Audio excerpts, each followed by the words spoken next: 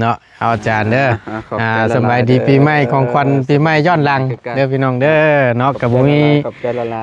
ยังให้แล้วกับโอ้ได้สำนีก็ถือว่าซื้อนี่แหละเป็นของขวัญพี่น้องเลยแต่ละคนมันก็ได้เกือบทุกคนเลยพี่น้องเลยเนาะหมู่คู่คนให้ไปเลยเนาะเบายาวมื้อนี้เบายาวเบาตูนพอดีก็ว่าสิลงนั่นแหละว่าสั้นซะแหละพอดีทางเบาเตียงเนาะก็ถือว่าอาจารย์ผู้นึงแหละทั้งเบาเตียงกับหมู่คู่ก็ได้พี่น้องก็พอได้ดึงหรือว่าสดช่อยเนาะไปน้ำพี่น้องก็จนได้มาฮอดมื้อนี้แหละเนาะก็ขอบใจทั้งหมู่คู่หลายๆทั้งอาจารย์นำหลายๆเด้ออยู่ดีมีแฮงยอดวิวปังๆเนาะท่านเจ้าก็ได้ครับสีรอดโอ้ยสาธุคือกันเด้อคือกันอาจารย์อยู่ดีมีแฮงคือกันเด้อเนาะคือเก่าเฮ้ยคือเก่าเนาะบ่ได้พ่อ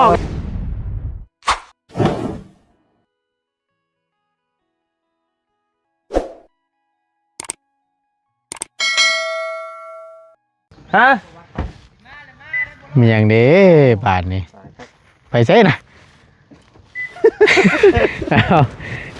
มาพี่บ่ได้เจ้าน่ะมาให้ถามก่อนนึงหน่อยนึงมาพี่ก่อนมาคือเห็นนึงว่าล่าสุดนี่คือจังว่านั่นแท้เนาะมาพี่อาจารย์เฮาบ่ได้พ้อกันลนได้พี่น้องสิว่าได้ใดสบายดีเด้อพี่น้องเด้อพี่น้องกราบสบายดีและสวัสดีเด้อพี่น้องเด้อพบเจอกันช่วงมีอันสบายดีเด้อแรงมีแน่ท่าป่ะมาเถอะโอ้มีดีได้นี่โอ้อย่าฮึบใช่นี่เงินหลายให้อาจารย์โยฉันช่วยอาจารย์เนาะได้เงินหลายฮะเงินไปซะเงินอย่างนี้บันเบิ่งที่50ท่าแล้วปากสิบ่แห้งแม่นบ่เอ้ยปากสิบ่แตกเดี๋ยวเป็นอาจารย์นะมันจะพอเปิดแนวนี้ปิดก่อนมันต้องน้ำมูก่อนได้ให้มันนี่มันต้องตรงนั้นได้เพราะมันมีลีนี่ขอบ่ได้ตัวสำคัญนี่มีแผ่นทองพร้อมอันนี้จะเอามาแต่ในบัตรเด้อบ่แม่นอันนี้ท่าแลแบบคนหักคนนิยมบ่เฮ้ยท่าแรกก็โซโบเตกเอามาแต่ใช้อาจารย์ว่าจะ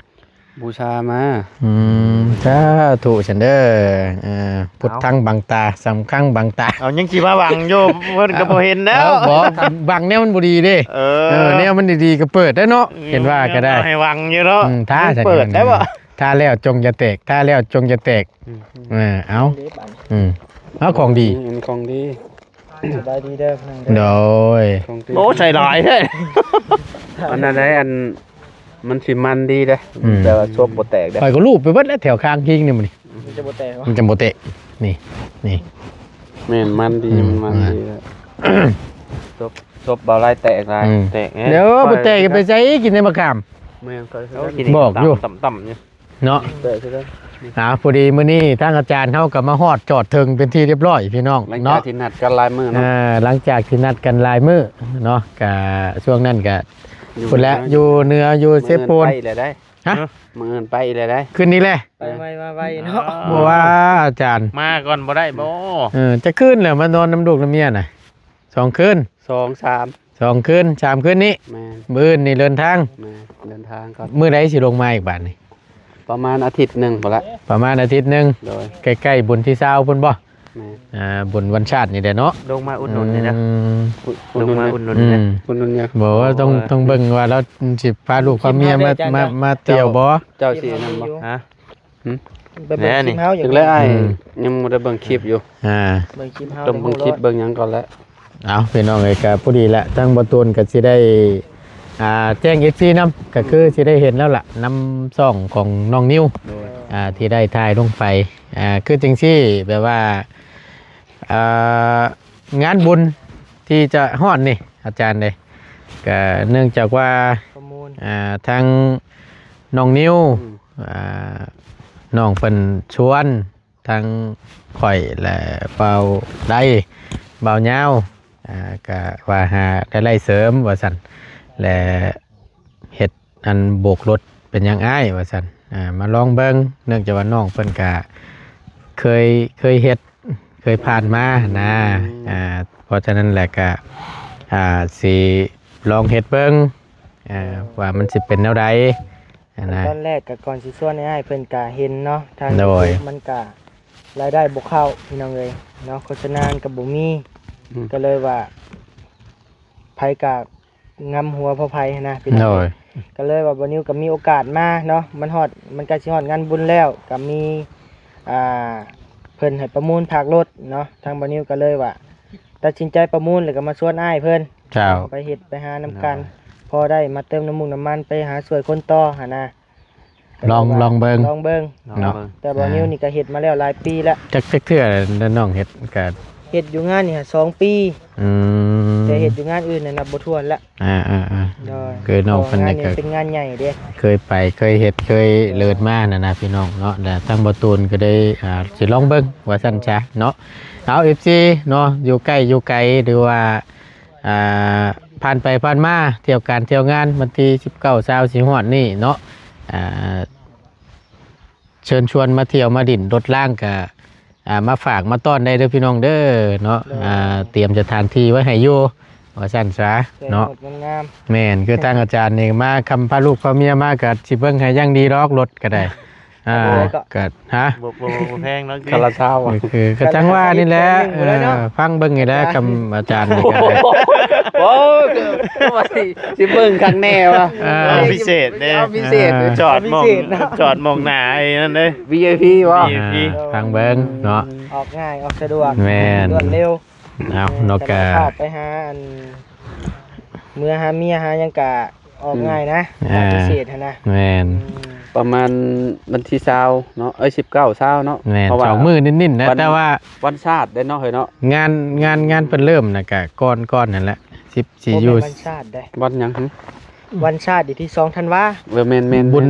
อีหยังบุญ กองทัพ กองทัพ บุญกองทัพเนาะ บุญ แม่น ท แหละ หาร อ่า ว่าซั่นซะ โดดจ้อง โอ้ โดนล่มเด้ คักแล้ว และ จะพาลูกไปก่อนซะ เริ่ม เว้นเนาะ เริ่มได้ พาไปเบิ่งโดดจ้องเลย ตั้งแต่วันที่แต่ที่นี่นั่นนิ่นเพิ่นคนสิมาดินลายนั่น19หาเช้านี้ แต่ว่างานเพิ่นก็เริ่มก่อนหน้านั้นหั่นน่ะพี่น้อง แต่ว่ามื้อนี้เพิ่นเริ่มแล้วมื้อนี้ พอมีเครื่อง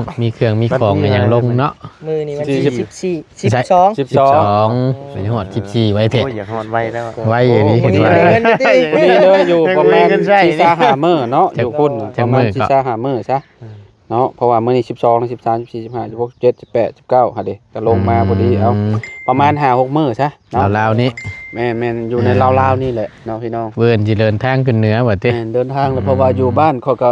คือที่ฮู้แล้วเขาบ่ได้ไปทางใดเด้ โดยมานี่ก็มาหาน้องเพิ่นนี่ก็ มันไกลเด้ ครั้งแรกได้นี่เนาะ แม่น อ่า เป็นครั้งแรกแล้วมันก็ไกลพร้อมเที่ยวเอาแล้วมันแบบป้าพี่น้อง แม่น เนาะ คันไปชุดเด้อบ่ แม่นคันไปแล้วไปอยู่พุ่นแล้วมันจะสุดเลยเด้เนาะ จำกันอยู่พุ่นเด้ จำ เนาะ ทานอยู่พุ่นเด้ ก็ดีอยู่พี่น้องก็คือว่าเนี่ยมันก็ไกลก็ยอมรับอยู่ แม่น บ้านอาจารย์ก็เลย แม่ บ้านประตูนลงไปก็พุ่นละพี่น้องก็ลายลักเติบน่ะ10ปลายพุ่นจักเนาะอาจารย์ แม่น ก็สิว่านี่ แต่คุมเมอร์นี่ก็เริ่มหนทางดีแล้วก็แล่นจวดแป๊บเดียวก็ฮอด แม่น เพราะว่า ชมเชยอยู่ แม่นตอนนี้น่ะเริ่มสิฮอดบ้านข่อยแล้ว กำลังปรับ แม่ ปรุง นสมมุติว่าหมู่ครูเมื่อส่งก็ประมาณ10นาทีก็ฮอดแล้ว แม่น 10ปลายนาทีพี่น้องเอ้ยเนาะ จวดคือว่าไรนี่บ่ได้ฮอด10ล้อ แม่นบ่ฮอดดอกว่าอะไร กำเราได้บินนี่โอ้จังซี่เด้อพี่น้องเอ้ย แค่ว่าบ่ได้บินก็อยู่เทิงรถบ่ยังบินยอมรับมีแต่ว่าคอยไปคอยมาหั่นแหละเนาะไปใส่มาใส่ก็ได้ ก็ว่าโอเค ให้มีสตินั่นแหละ ช่วงนี้ก็ประเทศลาวเฮาก็เริ่มพัฒนาแล้วพี่น้องเอ้ยเนาะ โดย ชมเชยเพิ่นอยู่เรื่องถนนคนทางเพิ่นก็ถือว่าผู้เก่ารักก็ว่านักที่สุดเพิ่นก็ปรับปรุงแล้ว อืม เนาะแล้ว ดี ก็ ละ เขตทางรักษาเพิ่นก็กำลังเนาะอาจารย์ แม่ เนาะ นเริ่ม เริ่มแล้ว บ่เกินอาทิตย์นี้ดอกฮอดบ้านข่อยก็คือ เพิ่นแปลงมาจากใช่อาจารย์ เอ้าก็เจ้าแปลงหลัดกันเด้จากรักษามาบ้านพีนเด้ เพราะว่า เชโนไปอีกบัด แม่มันก็เริ่มอะไรเด้ใกล้แล้วพี่น้องเอ้ย ใกล้ เนาะ แล้วเนาะ ชม อีก เชยแหละ ประมาณอาทิตย์หนึงสิเห็นผลอยู่ดอก โดย สะดวกแล้วบาดนี้น้องนิวคือสิสมมุติว่าเมื่อส่งข่อยคือสิบ่เปลี่ยนอะไรเลยพี่น้องเอ้ยไปส่งข่อย2เทื่อก็เปลี่ยนอะไรรถ2เทื่อเอาวันไปก็ ไปตกคุมหั่นเนาะ โดย บ่ ยามใดยามนั้น โอ้ยพี่น้องเอ้ยเนาะสายจวดเด้ เนาะ บ่ตีหรอก จวดก็ ตัว บ่ นี้ เป็น ก็ หยั ได้ งเนาะบัดนี้น่ะได้อยู่บัดนี้ สะดวกสบายย่ำเลยโค้งเลย ยันเลยฮอดบ้านค่อยว่ะ ยันเลยโค้งนี่เหมือนอย่างทางมันเกี่ยงนะ อืม คำว่ามีหลุมมีบ่อยังว่าพอได้เบรกเบิ่งแน่หั้นนะ แต่ว่าเพิ่นก็ยังเฮ็ดบ่ได้แล้วได้เพิ่นยังอันปรับหมดเลยแล้วเพิ่นก็สิเอาอันยางหมักต้อยมาใส่อีก อ่า ให้มันหนาขึ้นอีก เอาขึ้นประมาณ ครับ ระดับ2-3 นิ้วแล้วเนาะ ดีละดีละพี่น้อง สำสิครับบ้านนี้รถเนาะ ชมเชย ไปนี่ เนาะ พี่น้องเอ้ย เอาค่อยคำลงแรงพี่น้องไอ้ทั้งอาจารย์สิกลับหรือบ่อาจารย์ แม่นสิเอา รถขึ้นรถ ขึ้นรถก่อนว่าสิไปเบิ่งนี่แหละแถวนี่แหละกับ อ่า บาบุญเพิ่นลองเบิ่งว่า เจ้า ไปหาน้องอีหยังบ่ น้องควันนั่นบ่ ควันบ่จะไป คำว่าน้องควันนี่ก็ออกจากนี่ก็บ่ไกลหรอก อืม บ่แม่นสำรับ แม่น ไปหาน้องควันเพิ่นนั่นแหละ ไปเยี่ยมยามเบิ่งก่อนน้องเพิ่นก็นิสัยดีว่าซั่นซะ ก็ดีนำมารยาทว่ากับผู้ใหญ่เนาะอ่อนน้อม อยู่นํกันสองคนแหละกับน้องเพิ่นนั่นนะ โดย ก็พ่อแม่น้องแล้วก็ลงไปเฮ็ดเวียกเฮ็ดงานอยู่ ทางไทยบ่ ปากเซไป ก็มี เก็บ แม่ กา เลี้ย แฟ งเดียวพร้อม อืม เนาะแม่เลี้ยงเดียวเพิ่นก็น้อยใจอกใจอยู่ เลย มีแนวอ่อนน้อมถ่อมใจอยู่ลงไปเบิ่งเนาะน่าเห็นใจ ถ้า อ มี ยู่ เวลา แม่ ถ้ามีเวลา ลี้ยงเดี่ยว ก็ ได้ ไปแหละ เจ้า ยันแต่มันค่ำก่อนนั่นแหละตอนนี้มันเริ่ม5 โมงปลายแล้ว รุด แป๊บ ล เดี ง ยว มาบาบเลยนี่ เด้ เพราะว่ามันบวกกับ ตะเวนสิลงละ กับอากาศมันเย็นแน่มันเลยหนาวมันค่ำไว้นะพี่น้องแต่ว่าอากาศมันร้อนนี่ก็6 โมงนี่ก็ยังถ่ายคลิปได้แบบสบายนะ ยาม ยามพุ่นแหละยามเฮาดำนาพุ่นแหละ แม่น ตะเวนนานลง นาน ประมาณ นานค่ 6 โมงก็คือแบบสบาย ำแม่น เนาะแต่ว่ายามนี้นี่5 โมงก็ ช่วงอยากหนาวนี่แหละ คิดว่าเนาะมื้อนี้คือว่าบ่หนาวเนาะ แม่น กะจังหวะ ไป กะ อยู่นะ มันยังอันนั้น ต้องเบิ่งอีกรอบนึง ต้องเบิ่งอีก เนี่ยนะ แต่ว่า มันเว้าบ่ได้ แต่ละมื้อหาหนาวสั่น เย็น แม่ เมื่อคืนนี่เกือบบ่ฮอดเฮือน บ่เป็นจังได๋ ปอโตมันแข็งเข้าไปมันเย็น คุ้งกระดูกครับติ ปอโตหนาวคนมาหัวใจ เย็นได้ อืม ยามนี้ เย็นนี่เด้ เด้อ เจ้ามา ขี่รถเช้า เจ้า อะ จอดรถเจ้าไว้เจ้าใช่ไหม รถก่อยจอดไว้อยู่ห้องน้องมิก มากับบบุญบรร แม่ พาน มา ว่า กับบุญวันปลาบ่ยาวน้องนิ้วขึ้นมาเพิ่นมาเมื่อเช้านี่แหละเมื่อแล้วก็ไปเอารถอยู่พุ่นแหละพี่น้องห้องน้องมิกเพิ่นนั่นแล้วก็เมื่อคอยเมื่อมันเย็นแท้ๆเนาะเอาพี่น้องเอ้ยผู้ดีละพบพ่อทั้งอาจารย์เฮาเนาะบ่ได้พ้อกันล้นเติบเลยช่วงปีใหม่ก็บ่ได้พบพ่อกันว่าซั่นซะว่าแล้วก็ถามย้อนกลับนิดจักหน่อย อันไปดินทั้งไหนเขาลงคาราวปีใหม่ที่ผ่านมานี่ บ่ได้ไปทางใดเลย บ่ อยู่เฮือนหั่นแหละเขาก็ได้ เขาเรากับเมีย แม่อันคืนวันที่31นะค่อยอยู่บ้านค่อยเองอยู่บ้านไทยไปแล้ว เขาไปเข้าอยู่พุ่นบ่ แม่นเพราะว่าค่อยเฮ็ดอันบูชาเด้ แต่งแก้บูชาแล้วค่อยบ่อยากตื่นอันนั้นเพราะว่าค่อยมานอนอยู่เฮือนเลยยันตื่นช่วยหั่นนะเพราะว่าเพิ่นว่าเพิ่นเฮ็ดประมาณ4-5 โมงนี่นะลูกยันลูกบ่ตื่นบัดนี้ก็เลยพากันมานอนอยู่บ้านเกิดบัดนี้มานอนอยู่พุ่นก็เลยเข้าดาวอยู่พุ่น โดยน้องโดยเนาะ ก็ตอนนั้นแหละเนาะบ่ได้ไปทางใดดอก ไปทางใด เจ้าเอาเดี๋ยวมันสิค่ำสิมืดพี่น้องไอ้เดียวเอาของให้ตั้งอาจารย์เพิ่นก่อน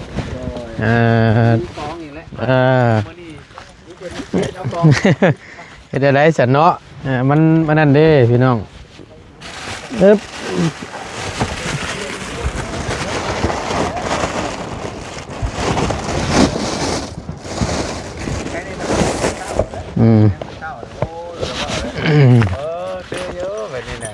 นี่แหละตะเมาะตะแมะนะสกอตรังแคเนาะเอาอาจารย์เด้อสบายดีปีใหม่ของขวัญปีใหม่ย้อนหลังเด้อพี่น้องเด้อเนาะกับบ่มียังให้แล้วกับ โอ้ได้สำนีก็ที่ว่า ซื้อนี่แหละเป็นของขวัญพี่น้องเลย แต่ละคนมันก็ได้เกือบทุกคนเลยพี่น้องเอ้ยเนาะหมู่คู่คนให้ไปเลยเนาะ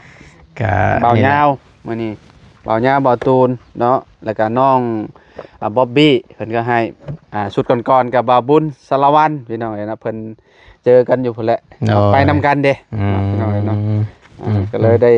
ของขวัญปีใหม่เนาะ โอ้ยเอาจังใดก็อยู่ดีมีแห้งอาจารย์เลยเนาะ ยอดวิวปังๆเด้อ สาธุก็พอได้ทั้งอาจารย์นี่แหละหมู่คู่นี่แหละพี่น้องก็มันแต่หมู่มี ทั้งอาจารย์ลาวนี้หรือว่าทั้งหมู่ครูคอยผลักดันหรือว่าเป็นกำลังแห่งใจให้กับมันก็บ่มาฮอดมื้อนี้คือว่าล่ะพี่น้องเอ้ยคอยจำได้อยู่ตอนไปเฮือนเบาเตียงเนาะ เจ้า เอาไปอีหยังตอนนั้นเฮาไปกินเลี้ยงบ่หรือว่าจะไปงานวันเกิดเนาะ แม่นอาจารย์ เกิดอันเบาเตียงแล้วจะก็มาปรึกษา แม่น จำได้อยู่ได้พี่น้อง ก็บ่ลื ประ ม มาณ พี่ จะ น้อง ปีโอ้2 ปีที่แล้วหรือ3 ปีแล้วบ่จัก ช่วงปี3ปีนั่นแหละที่ผ่านมานะแม่น อยู่ได้เนาะบ่ตุนเนาะ แป๊บเดียวอาจารย์เด้ แป๊บเดียว คือว่าแนวใด เจ้าเฮ็ดมาจากปีล่ะ โอ้ยมันก็ ย่างเข้าปีที่เท่าไหร่แล้วนี่ มันก็ช่วยว่าไล่มานี่สิเข้าจนที่เข้าปีที่3แล้วค่อยว่านะปีที่3บ่ได้บวกอันนั้นเนาะ แม่น บวกตอนนั้นยังบ่ได้ลงมือเฮ็ด ยังบ่ได้ลงมือเฮ็ดแม่นก็ยังบ่ทันได้เข้ามาทั้งกับทีมงานนี่แหละพี่น้องยังอยู่ก่อนหน้านั้นก็บ่ตูนก็มีแล้วก็เฮ็ดแบบท้ายทั่วไปนะแล้วบ่ได้แบบว่ายังบ่ทันได้เข้าสนาม ยังบ่ทันได้ลงสนามว่าซั่นซะกับนักฟุตบอลก็ได้เดี๋ยว กำลังซ้อม กำลังซ้อมว่าอยู่ว่าสิเคลียร์ลูกบอลไปเท่าไหร่หั่นนะบัดพอลงอันสนามไปดีก็สิอยู่ช่วงเดือนผ่านสงกรานต์บ่พี่น้องเอ้ยแต่ว่าตูนจำบ่ผิดหรือว่า ช่วงนั้นก็ไป มีหน้าบ่อาจารย์บ่ ช่วงนั้นตอนนั้น ก็ผิวๆเพิ่นนะ เจ้าไปหาไผแต่ตอนนั้นโอ้มันก็เจอบ่ได้ ล้นเลยพี่น้องเอ้ยสิว่า แล้วก็พอดีก็ว่าสิลงนั่นแหละว่าซั่นซะแหละพอดีทางเบาเตียงเนาะก็ถือว่าอาจารย์ผู้หนึงแหละทั้งเบาเตียงกับหมู่คู่ก็ได้พี่น้องก็พอได้ดึงหรือว่าสดช่อยเนาะไปน้ำพี่น้องก็จนได้มาฮอดมื้อนี้แหละเนาะก็ขอบใจทั้งหมู่คู่หลายๆทั้งอาจารย์นำหลายๆเด้ออยู่ดีมีแฮงยอดวิวปังๆเนาะทั้งเจ้าก็ได้ ครับสีรอด โอ้ยสาธุคือกันเด้อคือกันอาจารย์เนาะ ปีหน้านี่ออกพร้อมกัน โดย มาพี่น้อง ถ่าแล้วอาจารย์อยู่ยังบ่เห็นอยู่นี่ โอ้ยข่อย เป็นได้ได ข่อยก็รออยู่ข่อยน่ะ อ่าร อให้เงินมันครบก่อนเนาะ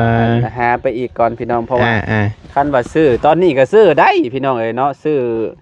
คือเก่าผัดบ่อยากได้บัดนี้หั่นนะ แต่มันก็ แบบว่า เฮา จะได้ให้มันสุดไปเลย เคยใช้แล้วเนาะ แม่นหาก คัน ข่อย ว่า ถ้าเป็นข่อยที่ณตอนนี้ก็ใหญ่พ่วงเก่าได้ข่อย พวกเรา เฮ็ดได้มันบ่มี เฮ็ดได้ เนาะ แต่แบบทั้งนั้นบ่อยากได้เด้แต่ว่าในใจเขาก็อยากเอามาอยู่ดอกเนาะเมียว่ามันบ่สุดแต่จักหน่อยเจ้าก็อยากขายอีกว่ะ แต่ว่าทุกคนมันก็แน่นอนแหละพี่น้องเอ้ยมันก็อยากได้ของดีว่าซั่นซะหรือว่าไส้เริ่มนี่มันไปได้ก็สะดวกสบายมันก็โอเค มันก็บ่อยาก นะ ปล่อยมีปัญหาปานใดเนาะ ไม่ทั้งดีบาดนี่ เนาะแล้วก็คำว่ามันนั่นคือหน้าตอนนี้ว่ามันบ่มีคือเฮานี่ห่วยใหญ่พวกเฮาก็เอาแหละเนาะพอบ่จังหนาวนี่แหละอาจารย์เด้ แม่นยามหนาวก็ เย็นได้เลยพี่น้อง สุดยอดแหละแบบยอมรับอยู่ว่ายามหนาวนี่ก็หนาวยามฝนตกก็ พอได้เพิ่นคุ้มให้อยู่ พี่น้องเอ้ยเนาะ มันแม่น ถือว่าแบบจักสิจังใดดีแหละ โดย มีแต่นี่แหละเนาะพยายามเอา สู้ไป เนาะ พี่น้องเอ้ยเนาะมันบ่ได้ดีก็จักจังว่ากันอีกเทื่อนึงพี่น้องเอ้ยเนาะ แม่น แม่นบ่บ่าวตูน ถูกต้องแล้วอาจารย์เลย โดย เนาะ ตรงนี้ก็นี่แหละประคับประคองไปเนาะยอดวิวก็คือที่ฮู้ คือเห็นนั่นแหละ มาลุมมาล้อมไปขาห้องขาห้องก็สิบ่พอพี่น้องเอ้ยเนาะ นักอยู่ได้พี่น้องเลยเนาะ นักอยู่ จังใดก็ฝากเด้อพี่น้องเด้อผู้มือน้อยๆของพี่น้องนะกด โดย เข้าไปเบิ่งกดได้กดติดตามกดแชร์ให้แน่เนาะ โดย เป็นกำลังแรงใจให้กับบ่ตูนและทีมงานบัดสุขุสุคนในเด้อพี่น้องเด้อ โดย เนาะเพื่อเป็นกำลังแรงใจให้เฮ็ดคลิปเนาะหรือว่าถ่ายทำให้พ่อแม่พี่น้องได้เบิ่งแนบชมร่วมกันตอนต่อไปพี่น้องเนาะไปสันอาจารย์จังใดก็อยู่ดีมีแฮงคือกันเถอะเนาะ คือเก่าเฮ้ย คือเก่าเนาะ บ่ได้พ้อกันเด้อแล้วก็ว่าตูนนี่ ล้นเติบไปเลยเนาะ ตั้งแต่ มีแต่นั่นพูดแล้ว เนาะ แต่ละเทื่อนั่น โดย ต่าง ผู้ทางนั้นห้องโอ้เป็นแหละโอ้ ห่วยไปฉันเท่ากับพ่อมเด้ออาจารย์เดี๋ยวสิค่ำสิมืดไปขึ้นรถนี่ ไป ขึ้นรถอีก มา ขึ้นรถอีกก็ได้ รถเบาบุญพี่น้องเอ้ยมาอาจารย์มา มา เด้อสิได้อยู่บ่เด้บาดนี้โอ้ เอาช่วยเอาขึ้นรถก่อนฝุ่นทั้งฝุ่นก็ได้ฮู้เรียบร้อยแล้วทั้งนั้นน้อยเนาะยันลื่นกันบ่โอ้ยเนาะ กินกว่า บอกครับ เบียร์ มันยังดีว่าอย่างดีเจ้านี่ก็ได้ กินของหมูยิ่งมาติอยู่ โอ้ง่ายละวันนี่พี่น้องเอ้ย มันหนาวพี่น้องเอ้ยเห็นได้ แม่น ว่าตัวชาเขาอยู่ เอาเอา มันหนาว เอาโอเค กินบ่อาหารแมวน่ะ อ่านมิวว่าเด้อบ่บุญคอยเบิ่งอยู่มันบ่บุญเนาะซื่อๆคักแท้สิดอกว่า แมวหา เบิ่งแม่นอาหารแมวเอารถอาจารย์กันก่อนพี่น้องเมื่อพร้อมกับบ่บุญสารวัตรเนาะมันหนาวคือว่าหั่นแหละ ขึ้นรถได้พี่น้องเอ้ย ไหม ขึ้นบ่ได้เลยมาบ่าวยาว เดี๋ยวผู้ใดสูงๆนำมาช่วยกันเด้อเฮ้ยเด้อ บ่าวยาวสูง เช้าไปทางนั้นเจ้าน่ะปล่อยเลยเกมน้องปล่อยเลยปล่อยเลยเกมน้องปล่อยเลยให้อายเบานำจักน้อย โอ้โหเราเสียงดีได้เลยเนาะ เสียงดีเด้อ เสียงดีได้เห็นได้ครับอัพเฮ้ยข่อยเอาลงกับเบาลีมันนั่นรถข่อยแตกเบิด ไปเอาลงเลย ข่อยลงมาในเนี่ยจุ่มข่อยปะบัดนี้ปะแล้วมันขาดตัวนี้ อยู่นี้ แม่นเสื้อรุดออกเลย แม่นแล้วฉัน บัดนี้เป็นมวยแล้วบัดนี้เอาลงกับบ่บุญสารวัตรก็ได้บัด แน่ แต่ยังเป็นแล้วป่านนี่ เอาลงลองคน ได้เนาะดิ จักชูดบ่ กูจักชูด ใครอยู่ฉันอย่าได้ โอ้ยป้ายรถก่อยคันนั่นก็คือกันแล้วบ่ยาวเฮ็ดมันบ่วิดบ่ว่าซั่นเบิ่งข่อยเช็ดให้ว่าซั่นหักวับลงจนงอว่าเอาข่อยวะ หาคลิปรถติ หักเลยอาจารย์ เบิ่งให้สิมาใส่ โอ้ยน้อว่ะ ค่ารถเป็น เบ้าหัว เอาเจ้ามัดกันมัด เอาลองเบิ่ง ได้เบิ่งมา มื้อนี้ได้ลายสก๊อตเลยมื้อนี้น่ะ rồiทั้งบ่เตียงพี่น้องเอ้ยทั้งมันบ่เตียงก็ยังบ่ได้พ่ออยู่อึดเรียบร้อยก็ทั้งตัวแม่เพิ่นก็บ่สบายแล้วลงอยู่ไปหาหมอ เรามั เพิ่ ด นก็ได้ บ่มีอันสะ ให้ เทือน ไก่เซาไวๆเนาะเดี๋ยวพบพ่อเพิ่นแหละก็สิได้มอบให้โยทั้งบ่เตียงก็ได้ ได้อยู่บ่เป็นหยังดอกได้ ช่วงรถอาจารย์ตายแล้วบ่ดิ ชุด ตายแล้ว บ่ตายมันจำแล้วมันลงจำแล้ว ชุดเด้อเนาะ สุดละ เรียบร้อยแล้ว จำอะไรก็ยังทันลูกเฮ้ยเบิดแล้วเชือกอ่ะ เบิ่งป้ายพี่น้อง มาแบ่งกันนะ เบิ่งป้ายนะ ตัดหน้าเชือกนะ โอ้สำนั่นก็บ่ไปดอก ไปจะเบิ่งคนขับรถนี่กว่าอะไรได้สิออกมานี่เลยเนาะ จังหวะ ออกหลายเทื่อแล้วนะขึ้นรถแล้วนี่9248มื้อนี้48เขาว่า มื้อนี้บ่ จับรถ วันที่8 68นี่แหละ แม่นบ่เอ้ย อยู่นำกันเนาะ อยู่กันนี่ รถขึ้นรถมื้อนี้พี่น้อง รถมันนี่นะ แม่น ดิ้ง ดิ่งบ่ดิ่งขี้ซาก ลิงขี่ม้าพร้อมได้มันนี่ มีทั้งเด็กมาทั้งเด็กลิงเด็กชัก ดิ้งทันงานไหม อันนี้ ตะกบแต่กบโกงไหมบาก อยู่เติ้งบ่ติ เกี่ยว มันมีสะเทือน เพิ่นก็ว่าโอ้ยเนาะเอาดีๆเด้อเฮ้ยเด้อ ตัดมาแบ่งกันไม่เชือกไง ตัดเชือก ยาวๆนึงกัน ขอตัดเชือกบ่ ตัดได้ ได้ครับไป เชือกคอยแล้วชื่อนี่กัน เอา เรื่องอะไรมาเนี่ย เขาบอกเฮ้ยแม่แล้วชื่ออยู่บัดเขาบอกเฮ้ยอยู่จึกเลยป่ะเนี่ย แล้วข่อยเว้าอยู่ ตั้งแต่ต้น นี่ ว่าจะเข้าบัตร กินนี่ผมไม่ได้สนใจยังได้กินนี่เขาต้องว่าไปสิเคย รักไว้เนาะ เสื้อบอลไล่ป่ะ เชือกคอยชื่อคอยกันกิน เราขึ้นมาปล่อยได้ เราจื้อบัดนี่ คอยกันเอาว่าตัดหมูมาให้เอาตัดเชือก แล้วยังว่ายังหาอยู่ หายัง เอาบ่สติกเกอร์ หามาใส่เห็นบ่ กันนั่นบ่ นี่นะบ่ สร้างน้ำเพลินแล้วอยู่ แมน ต้องติดสติ๊ก หลาย เก เกี่ย อ ว ร์ ให้ ส เล ติ ย กเกอร์ใส่ก็ได้คะแนนดูบ่ได้ชื่อผมมั้ย สติ๊กเกอร์อันกันลอยเนาะ สติกเกอร์ป้ายทางมันถ้ามันพออยู่แล้วกัน ตัดบ่อน เอาอันนั้นมา เอาเชือกฟางนั่นนะบ่ไรมัดไทยเชือก มีเชือกฟาง ใช้อันของน้องนิ้วเบิดละ มันเสียเลย เอามันไปข้างในได้ออกไป มีบ่อันนั้นนะ เฮ้ยเนี่ยตัดนะ สิได้เชือกได้ข่อย พี่ตัดไป ยายังน่ะไว้มัดรถข่อยอยู่แม่นสิทิ่ม เออ เนาะแป๊วยืนน้องน้อยผู้ อืม ไปยืมผ้าน้ำลาวตี้ยืมน้ำน้อยนะ เขียวกัดแล้วนะ จังน้อยปัดเที่ยวว่าเชือกกับเชือกข่อยสิตัดตัวแล้วว่าแล้วเนาะ เอาค้ำไปละบ่อน โอ้มื้อนั้นแห้งข้างรถ นั่นแหละ เข้าไปบ้านชาวลำเพ็ญนะ บ่ได้ โอ้แน่น แม่นบ่ อาจารย์ไล่เฮ็ดข่อยแพ้เลย เออ ออกตื่น นี่เด้นี่มันเอาไปกินนี่นี่ เข้าบ้านชาวลำเพ็ญเลย เออ มันแล้วมันอีกเฮาบ่อยู่ คือกันแน่นี่กะออกไปยกยึด แม่นก็ค่อยๆออกเอาแนะ ชาวลำเพ็ญน่ะมันไปแห้งดีเนาะ แม่น คือว่าจังได๋ก็จะไปถ้าเราเป็นบ่อยู่บ่ แม่น เราไปถึงไหน ก็หาอยู่หากินแล้วหั่นแหละ งานเด้ สามลำเพ็ญอยู่ ตามไม่ให้ เมืองพีนพุ่นแหละพี่น้อง เดี๋ยว โดย เพราะว่าคะแนนมันเอาโลบาตัวนี้ออกใส่นั่นคักอยู่เขาเนาะ แม่นบ่ หาสิโลบายมาใส่รถเฮางานไปจ้ะ เนาะก็เรียบร้อยแล้วพี่น้องเอ้ยเนาะเอาเสร็จแล้วบาทนี้เนี่ยมันเมื่อมันเย็นอากาศมันหนาวพี่น้องที่ว่าเนี่ยอะไรสองคันทั้งนั้นก็เบาได้พร้อม ไป ขึ้นรถน้องนิ้ว ได้ลงอยู่อันทางแวะเข้าบ้านนั่นแหละสิลงอยู่หั่นแหละ อื